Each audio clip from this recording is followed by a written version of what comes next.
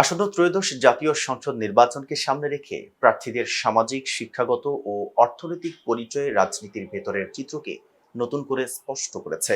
Returning কর্মকর্তাদের কাছে জমা দেওয়া হলফনামার তথ্য বিশ্লেষণে দেখা যায়, এই নির্বাচন শুধু ক্ষমতার লড়াই নয়, এটি একই সঙ্গে নেতৃত্বের ধরন, শ্রেণীগত অবস্থান এবং ভবিষ্যৎ রাজনৈতিক প্রবণতার প্রতিফলন।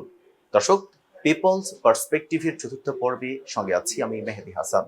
আজকের পর্বে বিএনপি, জামায়াত ইসলামী এবং এনসিপির মনোনীত প্রার্থীদের শিক্ষাগত যোগ্যতা, অর্থনৈতিক অবস্থান, বয়স বিভাজন এবং পেশাগত অবস্থান সম্পর্কে আলোচনা করা যাক। নির্বাচন কমিশনের তথ্য বলছে, আসন্ন ত্রয়োদশ জাতীয় সংসদ নির্বাচনে 287টি আসনে প্রার্থী দিয়েছে বিএনপি। জামায়াত ইসলামী প্রার্থী দিয়েছে 224টি আসনে।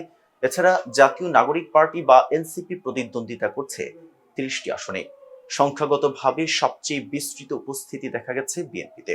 জামায়াত রয়েছে দ্বিতীয় অবস্থানে। এনসিপি তুলনামূলকভাবে কম আসনে লড়লেও নতুন রাজনৈতিক শক্তি হিসেবে তাদের উপস্থিতি আলাদা গুরুত্ব বহন করছে।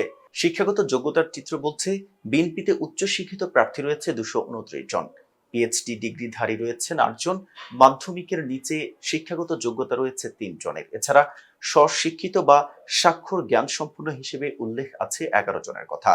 জামায়াত ইসলামীর প্রার্থীদের তালিকায় উচ্চশিক্ষিত প্রার্থী রয়েছে 201 জন, পিএইচডি ডিগ্রিধারী রয়েছেন 10 জন। এছাড়া স্বশিক্ষিত বা স্বাক্ষর জ্ঞান সম্পন্ন প্রার্থী হিসেবে উল্লেখ আছে 2 জনের নাম। নির্বাচনী হলফনামার তথ্য বলছে, এনসিপির 30 জন প্রার্থীর মধ্যে 26 জনই উচ্চশিক্ষিত। তার মধ্যে পিএইচডি ডিগ্রিধারী রয়েছেন 2 জন। স্নাতকোত্তর ডিগ্রিধারী হিসেবে উল্লেখ আছে 18 জনের কথা। তথ্য বিশ্লেষণে দেখা গেছে, তিনটি দলের মধ্যেই উচ্চশিক্ষিত প্রার্থীর সংখ্যা চোখে পড়ার মতো। তবে পার্থক্য রয়েছে ধরনে। বর্তমানে রাজনৈতিক পরিবেশের সবচেয়ে বড় দল বিএনপি। সেই হিসেবে দলটির প্রার্থী তালিকা মূলত শিক্ষিত মধ্য ও উচ্চবিত্ত শ্রেণী নির্ভর। দ্বিতীয় দল হিসেবে জামায়াতের প্রার্থীদের শিক্ষাগত মান তুলনামূলকভাবে সমজাতীয়। প্রাতিষ্ঠানিক শিক্ষা ও ধর্মভিত্তিক প্রশিক্ষণের সমন্বয়ে দলটিতে স্পষ্ট। অন্যদিকে এনসিপির শিক্ষাগত প্রোফাইল সবচেয়ে সমসাময়িক। দলটিতে তরুণ, নগরভিত্তিক এবং পেশাজীবী শিক্ষার প্রাধান্য স্পষ্টভাবে প্রতিফলিত। এবার আসা যাক বয়স ভিত্তিক কাঠামোয়। হলফনামার তথ্য অনুযায়ী আসন্ন নির্বাচনে বিএনপি প্রার্থীদের অর্ধেকের বেশি 60 বছরের ঊর্ধ্বে। 18 থেকে 30 বছর বয়সী কোনো প্রার্থী নেই দলটিতে। এছাড়া এই দলের সবচেয়ে প্রবীণ প্রার্থীর বয়স 86 বছর। জামায়াত ইসলামের প্রার্থীদের মধ্যে 50 বছরের বেশি বয়সী প্রার্থী 143 জন। 18 থেকে 30 বছর বয়সী কোনো প্রার্থী না থাকলেও সবচেয়ে কম বয়সী প্রার্থীর বয়স 33 বছর। বড় দুই দলের অবস্থা বিবেচনায় এনসিপি প্রার্থীদের গড় বয়স 34 বছর। হলফনামা বলছে, দলটিতে 30 বছরের নিচে প্রার্থী রয়েছেন 10 জন। এছাড়া 40 বছরের বেশি বয়সী প্রার্থীও আছে মাত্র 4 জন। তথ্য বিশ্লেষণে দেখা গেছে, বিএনপির নেতৃত্ব কাঠামো প্রবীণ ও অভিজ্ঞ নির্ভর।